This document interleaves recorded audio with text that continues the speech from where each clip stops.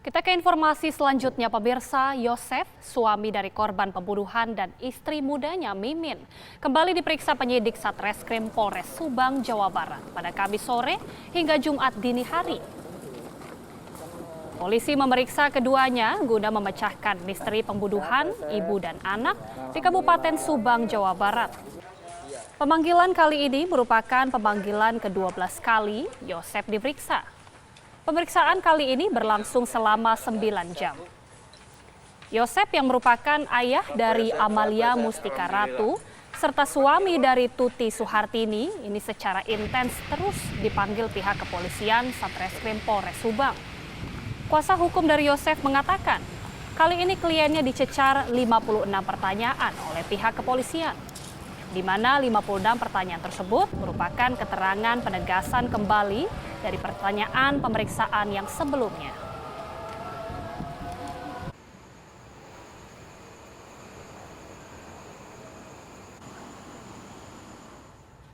Ya, polisi masih terus berupaya memecahkan misteri pembunuhan ibu dan anak di Kabupaten Subang, Jawa Barat. Berbagai upaya dilakukan penyidik, mulai dari olah TKP, pemeriksaan saksi, dan pemeriksaan CCTV. Yang terbaru, polisi baru saja melakukan tes kebohongan terhadap suami korban dan istri mudanya.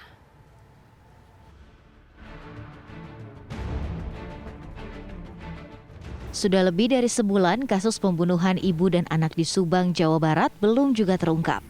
Tim penyidik dari Bareskrim Polri yang saat ini menangani kasus masih terus bekerja untuk mengungkap secara jelas siapa pelaku pembunuhan. Berbagai upaya dilakukan penyidik mulai dari pemeriksaan saksi, olah TKP, dan pemeriksaan CCTV. Yang terbaru, Bareskrim Polri menggunakan alat tes kebohongan untuk memeriksa Yosef, suami korban. Istri muda Yosef, Mimin, juga dilakukan pemeriksaan dengan alat tes kebohongan. Keduanya telah menjalani tes kebohongan secara terpisah pada akhir pekan lalu. Tes deteksi kebohongan menjadi salah satu cara untuk mengungkap fakta terbaru. Karopenmas Divisi Humas Polri, Brigjen Pol Rusdi Hartono mengatakan hasil tes kebohongan tersebut masih dalam proses analisis oleh penyidik. Untuk kasus di Subang, penyidik terus bekerja untuk menuntaskan kasus ini. Karena memang kasus ini kompleks sekali. Bagaimana penyidik untuk menentukan daripada tersangka kasus ini melalui proses, ya. Karena penyidik harus dapat meyakinkan bahwa apa yang dilakukan tidak salah. Kedua, keyakinan daripada penyidik itu didukung dengan alat-alat bukti. Ya, sekali lagi, keyakinan daripada penyidik harus didukung dengan alat-alat bukti yang bisa ditemukan oleh penyidik. Segala upaya dilakukan, ya, termasuk dengan melakukan tes kebohongan itu sendiri. Ini menjadi bagian bagaimana kasus tersebut untuk dapat diungkap. Dan juga tentunya untuk mengungkap kasus ini, Polda Jabar khususnya telah mendapat backup penuh dari Bareskrim Polri. Ya. Hasil daripada tes kebohongan segala macam masih dalam proses analisa dari penyidik, seperti itu. Kenapa? Yang jelas ya tadi, masalahnya kan ini kompleks sekali gitu ya. Karena apa yang terutama adalah tidak ada saksi yang melihat daripada kejadian itu sendiri. Ya. Tidak ada saksi itu. Sehingga bagaimana Polri mengungkap daripada kasus ini dengan melakukan olah TKP, mencari bukti-bukti yang berhubungan dengan kejadian itu. Dari bukti-bukti itulah nanti akan diteliti oleh penyidik sehingga penyidik dapat mengungkap kasus itu. Ya. Sementara itu, Rohman Hidayat selaku kuasa hukum Yosef menyatakan kliennya menjalani tes kebohongan sebanyak 2 sesi yang dilakukan dalam 2 hari berturut-turut. Tes kebohongan pertama dijalani Yosef di Villa Sari Ater pada Kamis malam selama 2 jam. Tes kebohongan berikutnya dijalani Yosef keesokan harinya yaitu hari Jumat juga selama 2 jam.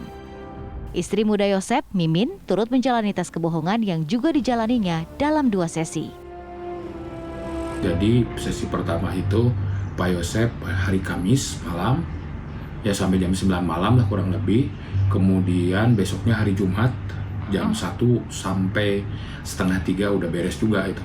Jadi 2 kali tes lah ya. 2 kali tes itu karena memang tidak sekaligus, jadi ada sesi yang keduanya gitu. Sesi pertanyaannya apa aja Bang kalau boleh tahu? Kalau menurut keterangan Pak Yosep, di dalam pertanyaan-pertanyaannya hanya berkaitan dengan apakah Pak Yosep melakukan atau menyuruh melakukan, itu saja sih pertanyaan-pertanyaannya, dan Pak Yosep menjawab tidak pernah melakukan dan tidak pernah menyuruh melakukan.